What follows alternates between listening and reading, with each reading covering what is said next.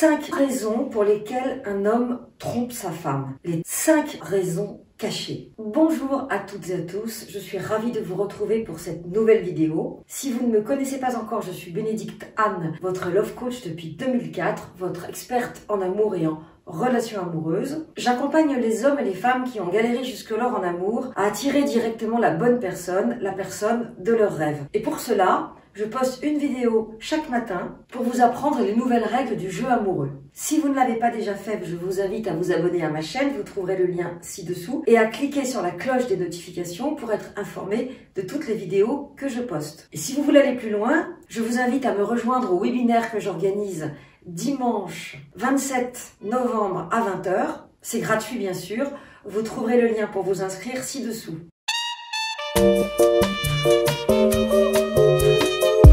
Pourquoi un homme trompe sa femme? C'est un sujet que je connais très bien puisque j'ai géré une agence de rencontre pendant presque 20 ans et que 90% des hommes qui venaient me voir trompaient leur femme. Ils venaient d'ailleurs pour cette raison. Alors je vais vous donner 5 raisons principales, il y en a évidemment d'autres puisque chaque cas est particulier, mais quand même, on retrouve souvent les mêmes mécanismes. Les 3 premières raisons existent depuis quelques dizaines d'années. En tout cas, elles existaient du temps de mon agence de rencontres et sont toujours d'actualité. La plus classique, la plus entendue, c'est quand madame considère que monsieur fait partie des meubles. En d'autres termes, madame est centrée sur ses enfants, sur son boulot, sur sa mère, sur son amant, pourquoi pas, sur tout, mais pas sur son homme, qui se sent bien sûr abandonné et qui va essayer de trouver du réconfort ailleurs. Dans ce cas, il ne faut pas que madame s'étonne que monsieur la trompe, puisqu'elle a fait tout pour qu'il se sente malheureux, considérant qu'il était acquis, et que ce qui l'arrange, elle, c'est la structure familiale, la sécurité, mais que l'attention dont son homme a besoin lui importe peu. Cette raison est toujours d'actualité, sauf que peut-être aujourd'hui, la capacité des hommes à supporter la frustration est bien plus limitée, et notamment au niveau sexuel. Quand madame a décidé de faire l'hôtel du cul tourné, monsieur n'a plus qu'à se la mettre sous le bras. Donc il va se caresser quelques années, mais il finira par aller voir ailleurs. Tout ça se joue évidemment au sein du couple, et chacun a sa responsabilité. Madame de ne pas s'occuper de monsieur, considérant qu'il lui est acquis pour la vie, et monsieur de ne pas prendre sa place et de se laisser mener par le bout du nez. J'ai l'impression que ce comportement existe depuis toujours. Sauf qu'autrefois, les hommes allaient au bordel ou avaient des mondaines, des demi-mondaines, des maîtresses, et que c'était finalement dans certains milieux autorisés. Et dans les milieux les plus pauvres, monsieur allait s'encanailler avec la voisine, et c'est pour ça que la voisine avait un enfant dont on n'était pas sûr que son mari soit vraiment le père. C'est un grand classique. Moi j'ai plein de coachés dont les parents ou les grands-parents ont plusieurs frères et sœurs qui sont nés de pères inconnus, même s'ils ont été reconnus par le mari officiel. Une seconde raison, assez classique, qui à mon avis existe aussi depuis très longtemps, fait qu'un homme trompe sa femme parce qu'il traverse une crise dans sa vie. Alors la crise peut être liée à son travail. Par exemple, on va le rétrograder, on va le licencier, il va voir son rival lui passer devant alors qu'il a 10 années d'expérience de plus. Bref, il vit quelque chose d'injuste au niveau professionnel et la seule manière de retrouver sa virilité pour lui consiste à faire l'amour à quelqu'un de nouveau. Mais cela ne concerne pas uniquement les problématiques professionnelles. Cela peut concerner aussi une crise familiale importante, comme par exemple la maladie ou le décès d'un enfant. Très peu de couples survivent au décès d'un enfant, la plupart se séparent. D'ailleurs, dans l'affaire Maëlys, les parents de Maëlys ne sont plus ensemble. C'est quelque chose qu'on voit fréquemment dans les hôpitaux destinés aux enfants qui ont le cancer, et c'est malheureusement une situation tragique, la maladie ou le décès d'un enfant, que les femmes semblent mieux assumer. En tout cas pour les hommes, très souvent, une aventure, pas forcément significative d'une rupture, mais c'est une forme d'évasion, peut-être un pied de nez à la mort, peut-être une manière de se sentir vivant. En tout cas, ça arrive statistiquement de façon importante. L'autre type de crise que l'homme peut traverser, c'est la perte d'un parent. Ça peut être aussi la perte d'un frère. Le décès d'un parent, qui pourtant est naturel, puisque dans la logique de la vie, les parents meurent avant leurs enfants. Ce qui est certain, c'est que le décès d'un proche peut impacter violemment l'équilibre d'un homme, et qu'une fois de plus, l'aventure peut lui permettre de se sentir viril, peut-être vivant, et peut-être là, il a l'impression d'exister, toujours pareil, en contrepoids à la mort. La prochaine raison que je vais vous proposer, qui explique en partie pourquoi les hommes trompent leurs femmes, c'est que l'homme en fait a des fantasmes, j'ai envie de dire, bien gore. C'est pas juste pour sodomiser, c'est pas juste pour faire l'amour sur la machine à laver au moment de l'essorage, non. Ce sont des fantasmes violents.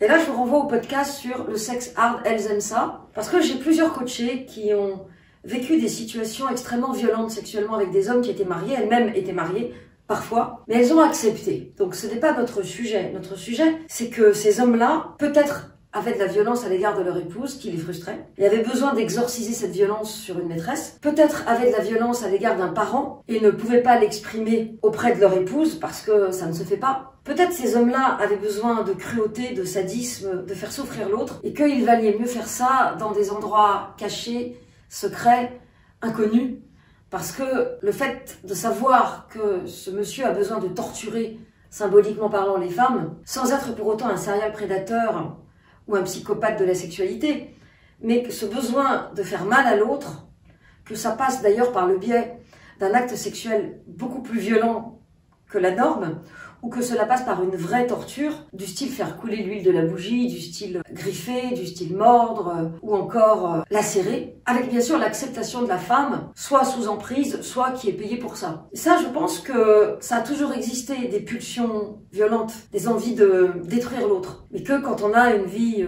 entre guillemets bourgeoise, des enfants, une famille, il vaut mieux que ce genre de pratique se fasse dans des endroits discret. Et j'insiste lourdement, c'est pas juste l'envie de sodomie ou d'une fellation. On est dans quelque chose à la fois animal et à la fois volontairement destructeur. Parce que l'animalité, c'est quelque chose qui est tout à fait accepté dans la nature. Les chiens, les chats en rut, les chevaux, les vaches, tout ça, on sait comment ça marche. Et l'animalité dans le couple, pourquoi pas? C'est pas un problème. Mais là, je parle vraiment de cruauté. Si votre nouveau date commence à vous tirer les cheveux, à vous insulter au lit, à vous humilier. Je ne dis pas qu'il va forcément être cruel au lit, mais en tout cas, ça ne sent pas très bon et je vous invite à tout de suite prendre du recul. La quatrième raison pour laquelle un homme trompe sa femme, pour le coup, est encore moderne et ancienne. Sauf que, avant, c'était plus compliqué de divorcer, de se séparer. Il y avait le qu'on dira-t-on, il y avait les ragots, il y avait les villages où toutes les pratiques interdites et non religieuses étaient vilipendées. Et aujourd'hui, évidemment, on peut divorcer comme ça, on peut se dépaxer comme ça. Ce qui fait que cette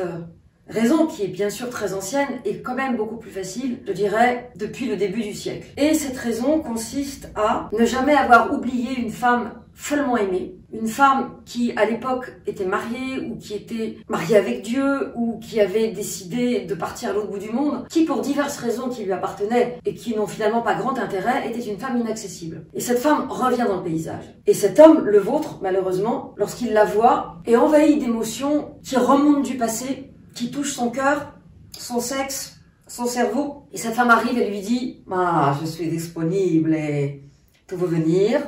Et lui, bien sûr, il va arriver en rampant. Il va arriver en rampant sans en parler à son officiel, évidemment. Mais si ça se passe bien, si l'ex mythique, et là j'ai écrit un bouquin là-dessus, sur l'ex mythique, enfin, entre autres, c'est un personnage important, l'ex mythique. Donc si l'ex mythique tient ses promesses, l'homme va avoir beaucoup de mal à ne pas quitter sa femme. Et vous allez vous retrouver un matin, il va vous dire « Je pars avec mon ex ». Sauf que cette ex-là est tellement ancienne ou tellement cachée, ou il en a si peu parlé que vous ne la connaissiez pas. En même temps, généralement, quand elle revient dans les parages, vous avez des informations. Ce qui fait que là, vous pourriez peut-être vous méfier.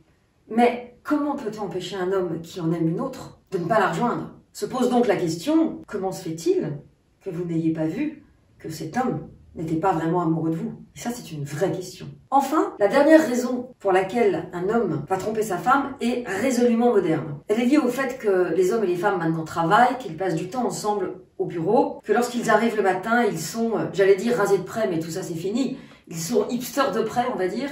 En tout cas, ils sortent de la douche, ils ont mis des jolis vêtements parce qu'ils savent qu'ils vont être vus et ils ont envie qu'on les trouve beaux. Ils sont donc apprêtés, les femmes sont maquillées, parfums, sent bon, tout ça. Les hommes aussi. Et ils vont commencer à parler avec des collègues alors que tout va bien dans leur couple, les collègues aussi. Mais ils vont passer du temps à parler autour de la machine à café, ils vont déjeuner ensemble et ils sont là, ils sont frais, ils sont mignons.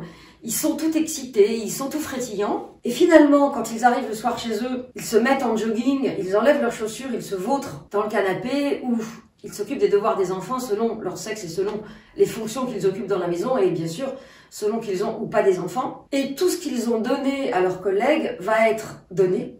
Mais il n'y a plus d'énergie, il n'y a plus de jus pour la personne qui les attend à la maison. Ça marche dans les deux sens pour le coup. Là, je parle des hommes qui trompent leurs femmes, mais la plupart des raisons que je vous ai données sont mixtes, bien sûr. Et là, comme ils vont passer du temps avec les collègues et qu'ils vont donc raconter des choses entre guillemets intéressantes, parce qu'ils ne sont pas dans la routine, ils vont créer du lien avec ses collègues. Et le lien va favoriser l'intimité, et on sait bien que l'intimité favorise le désir. Et du coup, ils vont se retrouver embarqués à faire l'amour avec des collègues, alors que c'était pas leur besoin de départ, c'était pas des chasseurs, ni d'ailleurs le besoin de cet homme qui va rouler une pelle derrière la machine à café, ni même celui de la personne à laquelle il roule une pelle. Et là, pour le coup, c'est vraiment une raison ridicule qui est liée au fait que souvent les couples ne se donnent pas de temps. Ils ne se donnent pas de temps parce qu'ils n'en ont pas, et ils ne le prennent pas, et ils se perdent de vue, et ils coloquent, et ils cohabitent, et ils ont une petite entreprise qui gère les enfants. Ce qui fait que quand ils sont au travail, habillés de propre et sortant de la douche, ils ont le jus qu'ils n'ont plus à la maison, et ils vont finalement se tromper et parfois se séparer pour rien, parce qu'il n'y a pas vraiment de raison. C'est juste la proximité qui a créé du lien, qui a créé une intimité. Et en fait, s'ils avaient eu un date, même 20 ans après, avec la personne qui les attend à la maison, il est probable que le jus qu'ils avaient, ils ne l'auraient pas dispersé derrière la machine à café, ils l'auraient au contraire gardé pour le date avec la personne de leur vie officielle le soir même, ou le week-end, hein, on adapte. Et vous, est-ce que ça vous est déjà arrivé de connaître ce genre de situation? Est-ce que vous avez vécu des drames, des tragédies qui ont fait que vous avez trompé ou que vous avez été trompé? Est-ce que vous-même, vous avez succombé au charme de la machine à café alors que vous n'aviez pas vraiment de raison et que vous étiez plutôt un homme heureux dans votre couple? Dites-le moi dans les commentaires, je serai ravie de vous répondre. Merci d'avoir regardé cette vidéo jusqu'au bout, merci de la liker si elle vous a plu pour encourager toutes les vidéos à venir. Merci de la partager si vous pensez qu'elle peut aider une personne de votre environnement qui précisément s'est fait tromper et qui est prête à divorcer alors qu'on peut peut-être l'éviter. Et en plus comme ça, non seulement ça vous aura aidé vous, mais ça aura aidé d'autres personnes. N'oubliez pas de vous abonner à ma chaîne pour être informé de mes nouvelles vidéos à venir et à demain pour la prochaine vidéo.